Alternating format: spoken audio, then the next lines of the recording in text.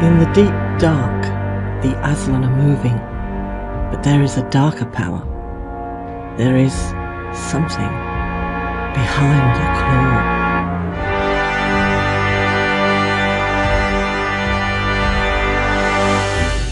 Welcome to episode 24 of the Behind the Claw podcast, a show for fans of the classic Traveller RPG. I'm Felbrick Napoleon Herriot, and let's start the show by taking a look in the email vault. Ooh! Robert has sent an email, and he has used the experience rules from Book 2, and says he likes it, although he has thought of halving from 8 years down to 4 years. With that halved time frame, players can quickly tick past as they make jump after jump. He also mentions that Mega Traveller had experience rules. Personally, I can't remember them. I briefly had Mega Traveller back in the day, but no longer have it. What are the rules in there? If you still have the rules, Robert, please do drop me a line. Let me know how they work. In the next email, Daniel has submitted a short story based around a session of Traveller play. It gave me a giggle, and I hope to drop that into the next episode. Thanks for getting in touch, chaps.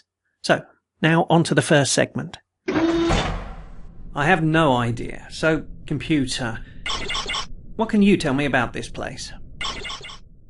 This is the My Galaxy segment, where I tell you about a planet in my Tassesso subsector. A map and planetary UPPs are available on the podcast's website at behindtheclaw.blogspot.co.uk. Tonyuza Sala is a small world on the edge of the subsector, but one jump away from 2 systems that manufacture starships. The main income of the system is the manufacture of small spaceships, which are built to meet the demands from the 2 nearby shipyards. A single pair of carrier ships have for the last 100 years carried the produce of the yards to the nearby systems, thereby making themselves the very linchpin of prosperity for the entire system. When either of these 2 ships, the King's Belay and Sheila's Bulk, are out of operation, then the entire system feels the financial pinch. With a population of only 200,000, the majority of this population either work in the shipyards or in the industries that support them. The planet itself is mostly populated by small farming communities. These are small, but each farm is vast and spreads out from the small communities like spokes from a wheel. The thin atmosphere has left the wet surface of the planet mostly frozen, and the amount of produce that can be produced per square mile is very low. There is little industry on the planet's surface relating to anything other than food. The heavy industries, such as mining and smelting, are carried out in space, in close proximity to the shipyards and within the asteroid belt.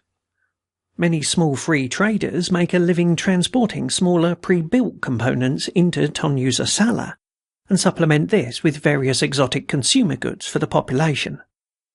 Although landing on the planet is uncontrolled, the volume of the vacuum in proximity to the Starside starport is tightly controlled due to the amount of unpowered hulks and tug work constantly in progress. The current CEO of Merry Holdings, Judd Mutat, is the current president of the planet's controlling committee, which acts as a government in this system.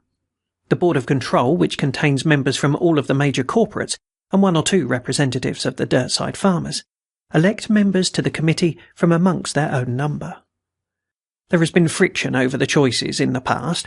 The Farmers' Union at one time called a strike over their lack of representation. A mining union once went through the same situation. In both cases, this caused a lot of social friction that has continued in various forms through to today. The major unions of the system are now effectively operating a second level of government that provides security and guarantees to individuals. Of greatest concern to Judd Mutat is a collection of star-going pirates that have been making raids into the system. He was recently approached by a representative of these pirates who made a threat against the King's Belay and Sheila's Bulk, which can only be avoided if gigantic amounts of cash are handed over. No way. The way I heard it is that he was shipping arms, guns, taking them straight in, under the Navi's nose. It's time for another story seed. The planetoid 74b orbits its primary roughly 1 million miles beyond the furthest rock of the asteroid belt. Over its lifetime, it has been orbiting and siphoning up the occasional free-roaming asteroid and gathering mass unto itself. It was catalogued by the Scout Service over 100 years ago, and the mining rights acquired by Distriel Mining Corporation not long after. The mining operations continue to this day, and the PCs are diggers on the face when they unexpectedly dig into a liquid mass. There is a flood, and the PCs escape to a higher level. Executives come to inspect the damage, and then things get a lot worse. A spider-like life form has been released by the flood, and these start attacking humans and infecting them. After an attack by the spiders, the victim falls into a coma-like state for about an hour, during which their skin darkens towards black and starts flaking and peeling. After this hour of rest, they wake in the traditional zombie style, raging and attacking anyone within reach. Anyone coming into contact with the flesh of the infected has a chance of becoming infected themselves. The infected individuals remember some language and a little of their own personality, but it may be hard to tell through the raging and the screaming. The tunnels of the mine are pressurized with breathable air, but the G-force is negligible, meaning that characters with zero-G skills will have an advantage. Pressure doors appear in various places, but these will not be much of an obstacle to the infected, who will be able to operate them. The infected are not killed by vacuum, so blowing the tunnels will not kill them, and nor will it kill the spiders. There is only one way off the planetoid. That is by using the shuttle that is normally used to bring people and cargo down from the resupply ship. The next resupply ship is on the way, but won't arrive for a week. The executives will try to escape on the shuttle, perhaps giving the PCs an objective of stopping them. If they take off first without loading food, water and air, they're likely to die in space before the resupply ship arrives. Everyone wants to survive, so there will be attempts to hold up in tunnels, surface buildings and even fights to get onto the shuttle. Potential survivors are very unlikely to be reasonable and calm.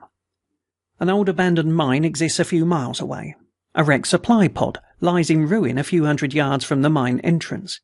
A Scout Service transponder and control shelter exists even further away. But there are not enough vac suits for everyone. The spiders are crawling through the air ducts. The infected have grabbed mining explosives. And there's lots of fun to be had. No, sir, you may not dock here. What the hell? I just made 3 jumps to get here. Without permit 7C, you may not dock.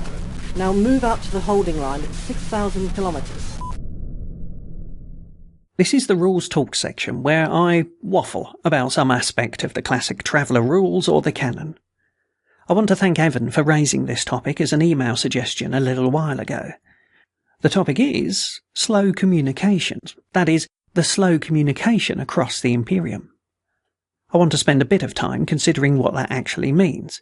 Of course, planetary communication is likely to be almost instantaneous on even an average technology world. Even in-system comms is relatively quick, with messages able to travel from planet to planet at light speed. The delay I'm referring to, however, comes from the limitations of jump technology when trying to communicate from system to system. With a minimum jump time of a week, it's going to take at least 2 weeks to transmit a message and get a response. Let's consider a couple of cases: the escaping criminal and countering invasions from abroad. Both of these are rather exciting and give us a cause to consider the delays. So let's look at the escaping criminal first, as that's a situation most PCs will encounter before too long. So, what is the maximum speed that information can travel across the Imperium? And can it outpace the running criminal? Imagine you're on the run. You jump out of a system to make your getaway. Let's assume you have a ship capable of jump 2, so you make it to the next system and then spend a day or 2 travelling to refuel, be that at a starport or a gas giant, and then another jump. And then you hit the second system a maximum of 4 hexes away. So now back to your pursuers. Their first question is, where did you go? How many systems are within reach? Or were you sneaky and just simply jumped to the other side of the same system? If they jump after you, they'll arrive directly after you, and as you'll be spending time refueling, that gives the pursuit a chance to grab you. As they emerge into the system, they can broadcast a message ahead of you to any police or system defense units, effectively capturing you by preventing you from getting fuel. Assuming you manage to jump to a system and they do not follow you directly, you can fuel and jump. But now the calculation is to determine if news of your escape can get ahead of you.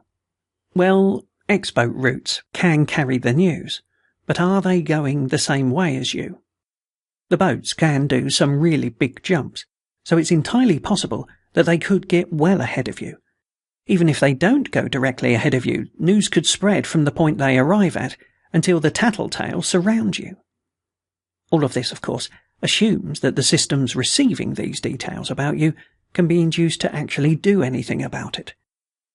The grip of the Imperium is light on individual worlds, so local leaders might not care a jot for a criminal from another world. That would be down to the local agreements between different star systems. If the Imperium, as opposed to a local government, think you're worthy of the chase, they might well alert Navy and Scout bases to your wanted state.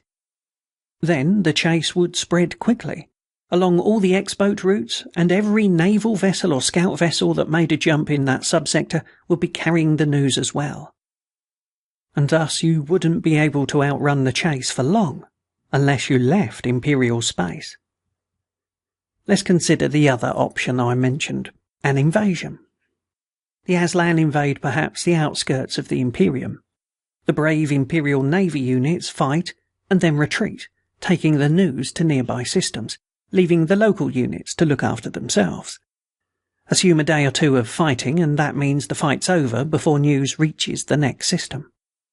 A rally point would be picked, and then the Navy would start collecting ships ready to retake the first system.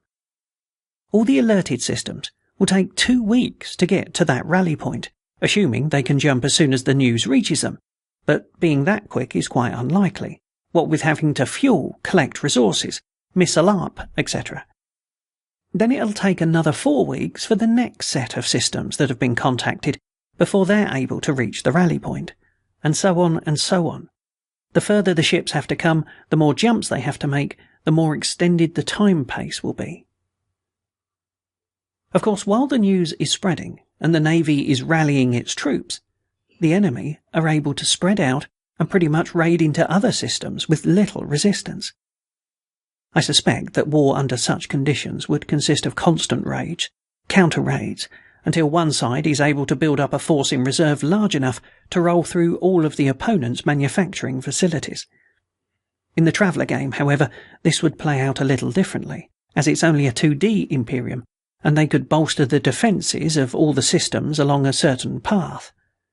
But of course, this would play out over months and years, due to the sheer distances involved and the time involved in making jump from system to system.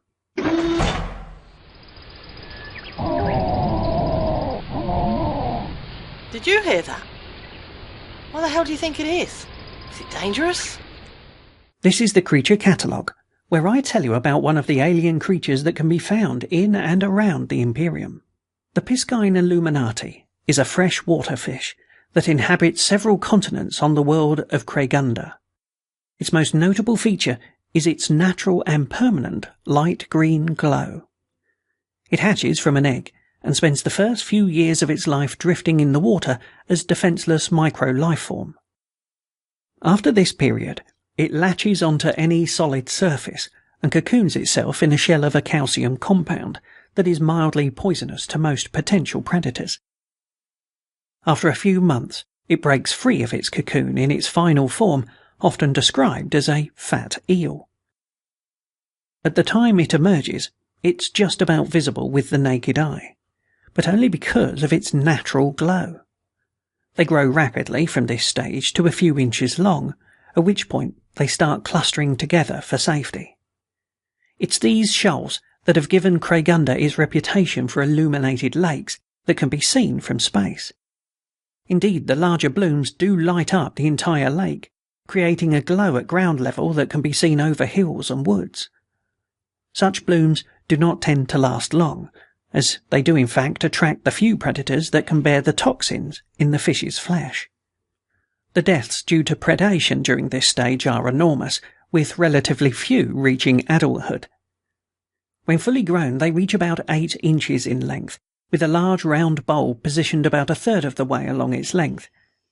5 ribbon fins stretch along its length from snout to the tip of its tail, and undulate in a quite hypnotic way to provide the fish with its propulsion.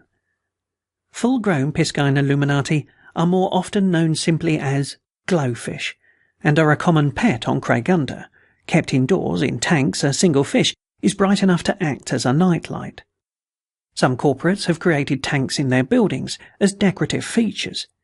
Huge tanks, sometimes running the length of various corridors, where they act not only as decoration, but also as emergency lighting when the power should fail. Many of the local governments of Cragunda, a balkanized world, have enforced protectorates around the fish, keeping them safe from fishing for off-world export, as at one point the exportation endangered the species as all adult fish were being taken from the lakes. The country of Mythica has gone so far as to surround the 2 lakes they control with fences and mounting guard towers. Mythica is noted as the country making the most from its glowfish farming opportunity. The flesh of the glowfish is mildly toxic to humans, the skin containing the glow pods which contain unhealthy levels of undigestible contaminants. Have you got that feed ready? Yep, feeding it through now. Got it. Thanks. That net feed's got a weird name. What is it? Whale song. The captain likes whale song? This is On the Nets, where I tell you about some goodie that I've found on the interwebby tubes. Today I'm featuring another traveller-focused blog. This is called Allegis Downport. The URL is allegisdownport.wordpress.com, and Allegis is spelled A-L-E-G-I-S. I spotted this one when the author Steve posted a review of one of my scenarios. I'm glad he did, because the site is another wonderful resource for Traveller. Now, to be sure, there are articles on other RPGs there, but everything is well written and insightful. There are also some cool 3D rendered pictures of spacecraft, so be sure to visit the galleries. And it looks a little like he's using Povray, a free bit of software that's close to my heart. I ran a blog for a while creating spaceship Greebling models, and if that takes your fancy, you can have a look at greebling.blogspot.co.uk. I particularly like the reviews of Traveller products, which are solid representations of the content and Steve's opinion. So much better than the usual one-paragraph reviews you get at DriveThruRPG. In a post from December, Steve sent my memory back to the old days as he took a look at the Traveller miniatures. Lead, before I could paint, and the feel of them, wow! And they were so small, I remember that. They are heady days indeed. He's also running a series called Fantasy Traveller, which is creating a fantasy version of Traveller for those who fancy taking the simplicity of Trav down into the dungeon. The blog's been running since 2011 and looks set to continue for a long while. Well worth a look. So I'm here. Why don't you tell me why you called? The spacer in the corner booth. Oh, don't stare at him. I see him. Who is he? It's the guy on the news vids. Which news is? There are thousands of channels. Crookwatch. Ah, I see.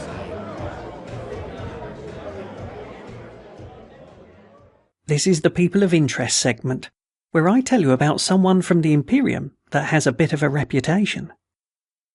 Milano Stefan is a name often whispered by older brothers as they tell stories to scare their younger siblings. The tales they tell of this man are, of course, exaggerated and twisted, but Milano is a real man, and some of his doings are of rather doubtful legality. The Stefan Mercantile Corporation has been in existence for 5 generations, and as the only surviving member of the family, its profits are entirely available to Milano, while the responsibility of running the company is left in the hands of the board. Milano inhabits a private Jump 3 capable ship, 800 tons of yacht, and cruises from star system to star system in an unending series of flights. His journey keeps him travelling across the Imperium, and rarely does his route bring him back to the same system. Each stopover tends to last a few weeks, sometimes as long as a month. In this time, any refitting or maintenance work is done on the ship, and a program of advertising for passengers takes place. The Milano yacht offers low-priced one-way tickets to the next system. These tickets offer first-class accommodation and promise entertainment and soiree for every day of the trip. Milano is pitched in these advertisements as a beneficent individual, a little eccentric perhaps, but who parties and shows off his artwork to those who travel with him. The hidden truth, however, is considerably more macabre. Rather than a one-week jump, however, the trips usually last a few months, and rather than a pleasant journey, it is one of horror, torment, and death for the guests.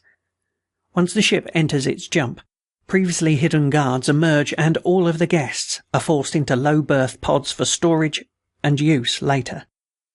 Milano believes himself to be afflicted with a vampiric gene that requires him to constantly take blood in order to live. His earlier medical attendants assured him this was not the case, but these individuals soon disappeared and were never heard from again. During the weeks that follow, the guests are removed from low berth and drained of their living blood, which is processed and exchanged for Milano's bodily fluids. This process takes a number of hours, and Milano insists on the victims being awake and aware of what is happening. This, he claims, makes the blood last longer when transferred into his body. He has been doing this for decades, and rumours of his predatory nature have spread. His yacht has been raided twice by officials from 2 different systems, and in both cases no evidence of any kind was found to support the accusations. After each raid, Milano remained in system for a few months, constantly giving parties and showing off his artwork to hundreds of day guests. This had the effect of dissipating the rumours and shredding the mystique that surrounds him. And if a number of vagrants disappeared while he was docked, and they were never seen again, who was there to care about them? Thanks for the trade, Tuchel. It was a pleasure doing business with you. So long, sucker. And so we've reached the end game. I'd like to take the opportunity to tell you about my latest published scenario for Traveller. It's called Hogarth's Heroes and is designed for a one-shot game. In this scenario, the PCs are part of a mercenary company and acting as forward observers for orbital artillery, guiding the bombs down to the surface to target them. And then things start going wrong, and they find themselves cut off and surrounded by enemies. Once again, and as usual, if you have thoughts, suggestions, questions or segment items, or stories indeed, send them in to behindtheclaw@outlook.com. This podcast is released on an attribution non-commercial no derivatives license. Its home on the web is at behindtheclaw.blogspot.co.uk. Music by Kevin MacLeod of Incompetech.com. I'm your host, Felbrick Napoleon Herriot. Thanks for listening. Prepare for jump.